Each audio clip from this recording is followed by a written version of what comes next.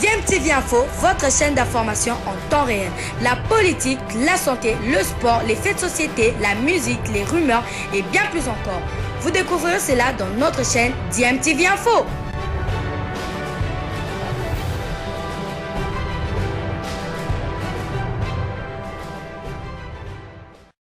Vous êtes sur DMTV, bonjour ou bonsoir, tout dépend de l'heure à laquelle vous nous suivez. Tout plaisir est pour nous de vous retrouver, mais surtout de savoir que vous êtes nombreux en train de suivre votre chaîne YouTube DMTV. DMTV qui vous propose l'actualité, vous propose également des analyses et des réflexions sur des sujets d'actualité, sur des faits sociaux ou tout simplement sur des réalités que nous observons ici chez nous en République démocratique du Congo. Ce lundi 6 septembre 2021 se jouait à Cotonou au Bénin la rencontre de la deuxième journée des éliminatoires de la Coupe du Monde Qatar 2022. Les léopards de la République démocratique du Congo étaient reçus par les écureuils du Bénin, auréolés de leur victoire lors de la première journée à Madagascar, 0 but contre 1, pendant que les léopards faisaient jeu égal avec la Tanzanie à Lubumbashi. Les Béninois qui espéraient remporter ce match pour creuser l'écart avec ses concurrents, alors que du côté de la République démocratique du Congo, on avait à cœur de se rattraper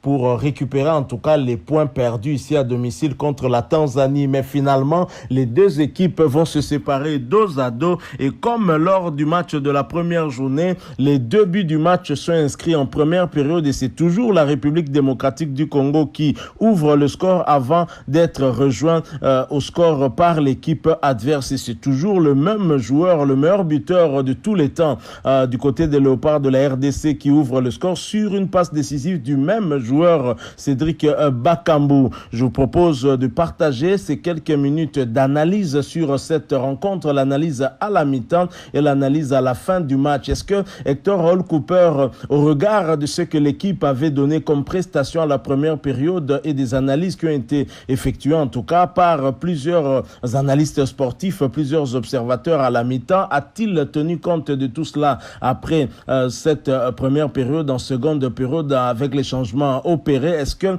la République démocratique du Congo a baissé d'intensité en seconde période? Nous allons voir tout ça au cours de cette analyse de quelques minutes. Ensuite, nous allons nous retrouver pour conclure ce sujet. Je vous rappelle que vous êtes en train de suivre DMTV. Abonnez-vous si vous ne l'êtes pas encore et n'oubliez pas d'activer la notification. Cliquez tout simplement sur cette petite cloche que vous verrez apparaître dès que vous serez abonné parce qu'elle va vous permettre de ne plus rien manquer des prochaines vidéos que nous allons vous proposer. Suivant, nous nous retrouvons tout de suite après. Sur ce plateau de la télévision nationale, un but partout entre les deux formations. Et on rappelle donc le buteur du côté de l'RDC, c'est à la 12e minute que l'RDC a ouvert le compteur avec Dieu merci Mbokani qui signe sa 2e réalisation lors de ces éliminatoires de la Coupe du Monde. Et à la 33e minute, Jordan Adeoti a donc réduit la marque pour le compte du Bénin Fonfon Bitangila.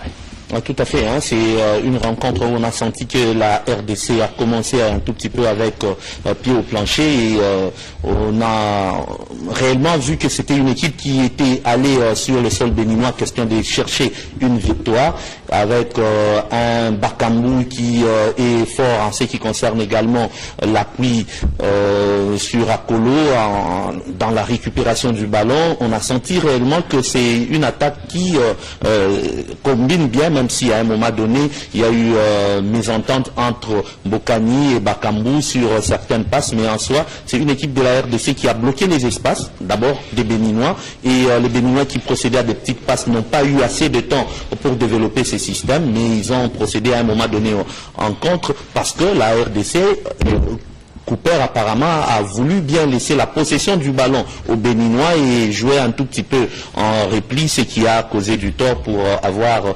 l'égalisation des Jordan, début des vétérans, il faudrait le dire. Mbokani 35 ans, alors que Jordan également 32 ans, c'est l'expérience également qui paye à un moment donné. Ben Oulou, j'espère que vous êtes resté toujours positif ou bien on sent un peu l'inquiétude du côté de léopard de la RDC. Non, c'est comme je vous avais dit là que le match c'était un match ouvert, c'était un match qui n'est pas facile non plus pour les Congolais. Je crois que je vous avais dit, les grands problèmes que nous avons dans l'équipe de la RDC, c'est un problème de la conservation du score.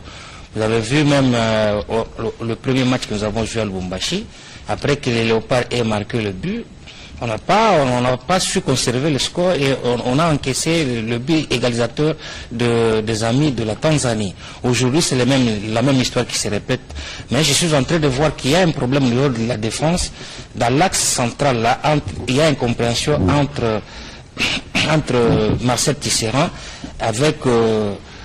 avec Louis Ndama, il y a une incompréhension, c'est cette incompréhension-là qui nous a causé des problèmes. Mais quand vous voyez les ailes, il y a Mokoko Amal qui se débrouille pas mal, il y a aussi Ngonda Mouizeza qui se débrouille très bien aux ailes, mais au niveau de l'axe central, je crois que l'entraîneur doit voir comment il doit parler le plus pressé pour régler le problème de l'axe central, sinon nous risquons d'encaisser un deuxième but qui ne sera pas du tout favorable pour nous Congolais. Je pense qu'au niveau de cet axe, il y a la lourdeur, beaucoup d'hésitation de la part de Louis Ndama, on en a longuement discuté. Je ne sais pas si il n'est pas mentalement fort. Moi, j'aurais bien préféré assez qu'on puisse faire revenir un tout petit peu Chancel dans l'axe central et pourquoi pas aligner Bangala au milieu de terrain ainsi que l'appuyer à un moment donné si Moutoussani est fatigué par Fabrice. Bon, en fait, le coach a préféré aligner le même 11 de départ qu'à Lubumbashi. Est-ce une manière de chercher d'abord à avoir une ossature type et sur laquelle il va commencer à greffer quelques joueurs, mais je pense que le tandem Tisserand-Louis Ndama ne tient pas très bon parce que Louis Ndama il est toujours hésitant et même on a failli encaisser un deuxième but, vous avez vu, il était en train d'accompagner les défenses, l'attaquant pratiquement béninois alors qu'il devrait faire le boulot et effectivement Moukoko il a bien géré aujourd'hui Mounier, mais à un moment donné les centres lorsqu'on en a il faudrait bien les négocier. Il y a eu un joli centre où il pouvait faire même un centre-tir, une belle position où il pouvait faire un joli centre-tir, mais il a préféré donner, je ne sais pas, à un inconnu derrière au deuxième poteau. Ce n'est pas vraiment des actions qu'il faudrait encore revoir, même si également il y a des remises en touche du côté d'Ngonda qu'il faudrait encore qu'il puisse soigner, hein, parce que lorsqu'on a eu un avantage pareil, la remise en touche, il ne faudrait pas qu'on puisse donner le ballon à l'adversaire. Je voulais également vous signaler que Ben Malango a été testé positif, donc il ne prendra pas part à cette rencontre qui oppose donc le Bénin à la RDC, donc l'absence tout de même détail. Je pense Ben. Oui, je crois que Ben Malango c'est une pièce valable pour l'équipe des Léopards. Qu'à cela ne tienne, si il a été testé positif à la pandémie qui secoue le monde pour le moment, je crois que ce n'est pas la fin du monde. En dehors de lui, il y a d'autres pièces qui peuvent jouer valablement à lieu et place de Ben Malango pour que l'équipe arrive quand même à faire un bon résultat. Ce qui compte ici, c'est le résultat que nous cherchons, Madame Eguetz. Le premier match, nous avons fait un match nul. En tout cas, on ne souhaiterait pas aujourd'hui que l'équipe de Léopard puisse quitter la capitale béninoise sous ce score de parité. Moi, je pense bien que l'entraîneur doit tout faire pour voir comment résoudre les problèmes de ces déchets-là, de la communication entre la médiane et l'attaque, parce qu'il y a aussi cette jonction-là de la médiane avec l'attaque qui ne joue pas bien son rôle. Les défenseurs peuvent bien conserver le ballon, peuvent relancer les balles au niveau de la médiane, mais quand la médiane ne donne pas ce qu'il faut aux attaquants, je crois que les attaquants seront essoufflés, madame. On y reviendra, on suit un peu quelques pronostics des supporters autour donc de cette rencontre.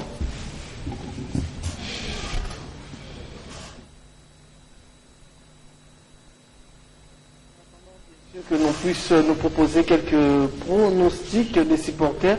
Fanfan Bitaguia, cette nouvelle formule de la FIFA où les équipes nationales sont en train de se retrouver à 2-3 jours, ça ne dérange pas? Non, en fait, l'équipe nationale, ce n'est pas comment un club, hein, en sélection, c'est comme ça que ça se joue. Aujourd'hui, les joueurs appartiennent d'abord au club. Je ne vois pas, moi qui est mon équipe Pépé les Anges, je puisse libérer mes joueurs alors que j'ai un championnat qui se joue. Il faudrait qu'on puisse s'habituer à ça. C'est là où il y a l'avantage de bénéficier des journées FIFA. Et la RDC l'a fait, c'est encore au début avec Cooper, même s'il a signé un contrat d'objectif qu'il aimait un tout petit peu. Justement, mais il n'a pas été souple lorsqu'il a signé son contrat. Il fallait qu'il voie tout ça, parce que le contrat était d'objectif, il faut d'abord nous qualifier. Il a signé un contrat d'objectif, il faut nous qualifier à la Coupe du Monde. Et donc, aujourd'hui, il n'est pas obligé de nous dire qu'il n'a pas assez de temps parce qu'il a fait. On a discuté avec l'ingénieur Enoch Constant Mizobi et même Ben Ilunga avant. On a dit que non, certes, les talents, il y en a en RDC, mais le temps qui lui a été donné, c'est insuffisant. Il faudrait qu'on aille sur le moyen terme aujourd'hui en RDC, en ce qui concerne l'équipe nationale, et peut-être le long terme, et là, je vous assure qu'on aura une bonne ossature. Si nous sommes prêts donc, du côté donc, de la régie, suivons quelques pronostics de supporters autour de cette rencontre.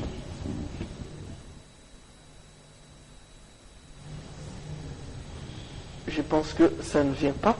Donc, il y a tout de même quelques personnes qui ont donc pronostiqué. J'ai lancé là Diassouma Boukatouka, la femme de notre confrère Dokoutana, qui a pronostiqué en faveur de l'RDC de buts à 1. Fidèle Madala également, Zoka Mabouché, le boss du Dan Club Montemapende, lui également pronostique en faveur donc, des Léopards de la RDC. Et Ben, bientôt donc la deuxième entame. Si vous étiez à la place de Igor Cooper, quelle sera votre lecture dans cette mi-temps? Bon, je voudrais revenir sur le problème de la durée la durée FIFA que Fafa venait de parler ici, madame. Cette durée est la même pour toutes les équipes. Pourquoi les autres équipes arrivent-elles à bien se comporter pendant cette même durée que nous en avons pour arriver à mieux faire chez eux? Moi, je pense que chez nous, il y a un problème organisationnel. On a toujours dit qu'on ne change pas l'équipe qui gagne. Mais quand vous regardez l'ensemble de tous ces joueurs-là qui jouent aujourd'hui dans l'équipe nationale, c'est l'équipe que Ibenga avait laissée. Il n'y a pas tellement quelque chose d'innovation. Ce sont les mêmes joueurs qui avaient laissé, qui continuent à jouer avec Cooper, et nous n'avons qu'à assumer notre propre utilité, parce que je ne vois pas quelque chose qui a changé dans cette équipe-là pour espérer à mieux faire aujourd'hui. Je ne suis pas pessimiste comme tel, mais en tant que Congolais, je suis en train de soutenir l'équipe, mon équipe nationale, mais ce qui se passe sur le plan organisationnel, je ne suis pas tout à fait d'accord, madame. Et je pense que aussi longtemps qu'il y aura toujours des mêmes mois, il y aura toujours ces mêmes mois qui chercheront dans la présélection et à la sélection à imposer leurs joueurs, on aura également le même problème. Il a dit, ce sont les joueurs que Ibenga a laissés, il y en a qui étaient recommandés. Il y en a même dans cette sélection qui ont été encore une fois recommandés. Et donc c'est regrettable lorsqu'on ne laisse pas la main libre à un moment donné au sélectionneur et qu'on lui demande un tout petit peu plus. Mais justement, très bien. Mais lorsqu'on vous impose, je dis que moi je suis par exemple à la fédération, j'impose qu'il soit assistant ou titulaire. Lorsque j'impose, eh bien à un moment donné, en fait nous espérons bien que c'est le système, comme il a dit, qui est un tout petit peu compliqué. Il faudrait qu'on soigne donc le système, la cause qui est en train de créer ce problème au système, peut-être avec les prochaines élections. Si on a également de nouvelles têtes à la Fédération congolaise de football, certes on peut organiser une élection, mais si ce sont les mêmes têtes qui reviennent, c'est presque le même système qui va persister et donc on ne va pas quasiment évoluer.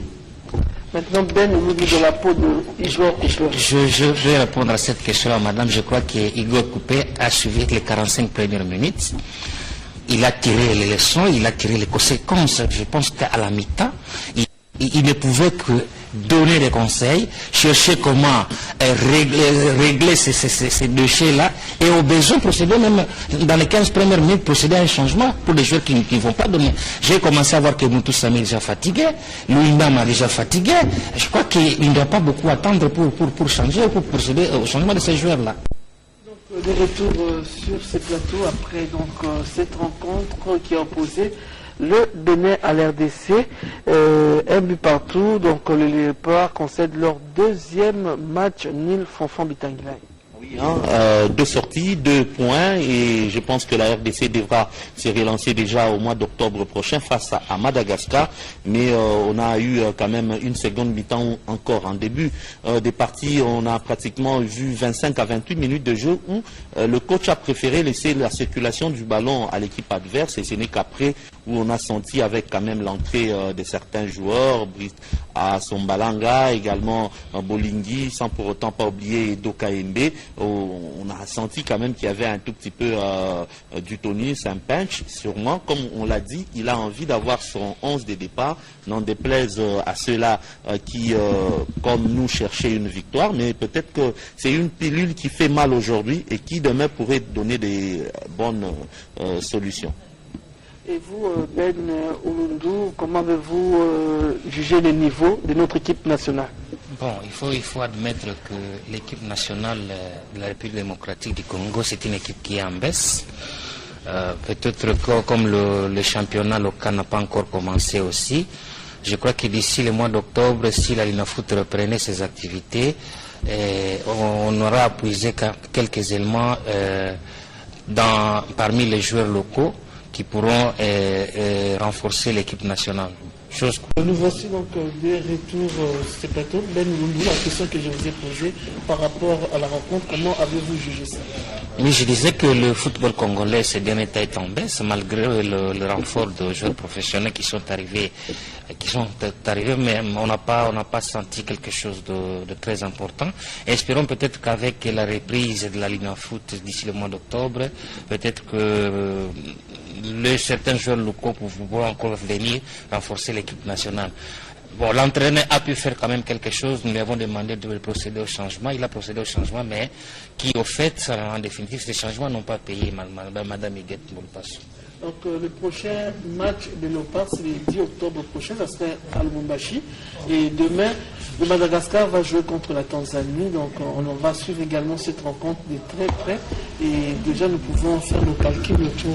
Comme d'habitude. Ah oui, hein, les Congolais doivent toujours se promener avec la calculatrice. Je le disais au capitaine Papi Kaboué Christian et je l'ai dit également à Driss Makengo. On est habitué à se promener avec la calculatrice. Heureusement qu'on nous a facilité la tâche. Hein. Dans les téléphones, on a des calculettes, mais pour cette fois-ci, je pense que la calculatrice aura sa place au cas où demain il y a une équipe qui pourrait gagner. Dans les cas contraires, on peut encore garder espoir et travailler cette fois-là en espérant de gagner toutes les rencontres. On invite donc toutes les structures à les îles Léopard, comité de soutien Léopard, des bouts congolais, à l'unité pour soutenir des léopards. C'est le cas également du public. Ils ont besoin d'assister à un très bon jeu, une très belle sélection. C'est ce que je pourrais donc ajouter par rapport à cette rencontre. Donc retenez que le Bénin est en tête du classement avec 4 points, suivi donc de l'RDC qui totalise 2 points. En attendant bien sûr la rencontre qui va opposer la Tanzanie est 3e et au bas du classement on retrouve le Madagascar. Le prochain rendez-vous de léopards c'est le 10 octobre prochain à Lubumbashi. Voilà, nous sommes de retour. Vous venez de suivre cet élément de quelques minutes. Hein. L'analyse à la mi-temps et l'analyse à la fin du match. Presque un constat que beaucoup de Congolais font. Quand même, il y a certains choix d'Hector Raoul Cooper qui inquiètent. D'abord, le fait d'avoir reconduit cette équipe qui avait débuté contre la Tanzanie a inquiété.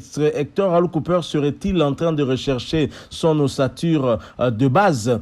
C'est bien possible. Hein. Il veut se baser sur une ossature, mais il y a quand même quelques éléments dans cette ossature qui inquiètent, notamment dans la charnière centrale, le choix de Luindama que nous n'arrivons pas à expliquer. Est-ce qu'Hector Raoul Cooper est séduit par la taille de Christian Luindama? Voilà pourquoi il se sent obligé de l'aligner par rapport à Chancel Mbemba qui pourtant est meilleur dans cet axe de la République démocratique du Congo que tous les deux autres joueurs, en tout cas de mon point de vue. Chancel Mbemba, sa place est dans la charnière centrale et non au milieu du terrain, d'autant qu'on a d'autres milieux défensifs qui peuvent bien faire ce boulot. Il y a notamment Yannick Bangala, il y a Fabrice Ngoma Luamba, il y a Ido Kayembe qui peuvent sans nul doute faire ce travail. Et Chancel Mbemba rester dans la charnière centrale et bien entendu Christian Luindama sur le banc, parce qu'entre les deux joueurs, je choisis très clairement Chancel Mbemba qui a terminé en quart de finale de la Champions League avec son équipe de Porto qui est du reste un cran au-dessus sur Galatasaray. Et Chancel Mbemba était titulaire dans cette charnière centrale avec le défenseur central portugais Pepe, et on ne comprend pas en tout cas le choix de Hector Raoul Cooper par rapport à Christian Luindama. Et même du côté des latéraux, Glody Ngonda ne rassure pas trop en tout cas de son côté. Il y a également du côté des ailiers Yannick Yalabolazi ainsi que Shadrack Akolo inquiète et ne rassure pas les Congolais. Alors pourquoi s'obstiner obstiné à garder ces joueurs-là débuter le match. Donc je crois que Hector Raoul Cooper, c'est vrai qu'il n'a pas de temps et malheureusement on doit faire avec ce qui est en train de se passer. Peut-être que la République démocratique du Congo est en train de limiter les dégâts avant que l'équipe ne puisse monter en puissance avec toute cette tactique qu'Hector Raoul Cooper est en train d'essayer d'imprégner à cette équipe nationale de la RDC. Espérons que pour la troisième journée, avec la réception de Madagascar ici au pays, les choses iront un peu pour le mieux. Mais jusque-là, en tout cas, on a des raisons de nous inquiéter au vu de ce que nous avons eu à voir. Mais quand même, une chose à retenir aussi, si Hector Raoul Cooper n'a pas réussi jusque-là à gagner le moindre match, il n'en a pas perdu non plus, du moins en match officiel. Ça, c'est aussi une bonne chose. Et une autre chose, c'est que depuis 2018, les statistiques de la RDC continuent à être exécrables. 27e match de la République démocratique du Congo, 14e match nul, 9 défaites et 4 victoires. C'est vraiment peu. La République démocratique du Congo, on doit le reconnaître, vit en tout cas une période de vache maigre. Et la RDC est en baisse tout simplement. Et je crois qu'il serait peut-être temps de penser à renouveler cet effectif et avoir en tout cas une autre politique par rapport à cette équipe nationale, parce que ça ne va pas. Depuis 2018, la République démocratique du Congo ne fait plus peur. Elle-même, lorsqu'elle est favorite dans un groupe, la RDC peut facilement être humiliée par une équipe de seconde zone, ce qui n'arrange pas en tout cas à nos affaires. La route pour Qatar 2022 passe par ce groupe. Il ne nous reste plus que 4 matchs, dont 2 à domicile et 2 à l'extérieur. Il faudra bien négocier tous ces 4 matchs. Maintenant, on ne peut plus nous permettre d'aller perdre à l'extérieur. Donc, on doit bien négocier tous les 4 matchs si nous voulons rester dans la course et espérer peut-être finalement finir en première position, chose qui n'est pas en tout cas donnée. En attendant, on va voir déjà quel résultat fera la Tanzanie demain face au Madagascar, qui avait été battu en première journée par le Bénin à domicile, et qui voudra bien aussi essayer de se racheter face à cette bonne équipe de la Tanzanie qui a montré de belles choses ici à Lubumbashi en République démocratique du Congo. Merci à vous qui nous avez suivis. Nous sommes arrivés à la fin. Si vous avez aimé, laissez-nous un maximum de j'aime, likez donc cette vidéo. Merci de partager avec nous aussi votre point de vue en nous le laissant à travers un commentaire. Merci de vous abonner à cette chaîne si vous êtes nouveau ou ancien mais que vous ne vous êtes pas encore abonné. N'hésitez pas et n'oubliez pas d'activer la cloche de notification. Cliquez tout simplement sur celle que vous verrez apparaître dès que vous serez abonné. Encore une fois, merci à vous. Nous espérons vous retrouver bientôt avec un autre sujet d'actualité. En attendant, portez-vous bien et DMTV vous dit au revoir.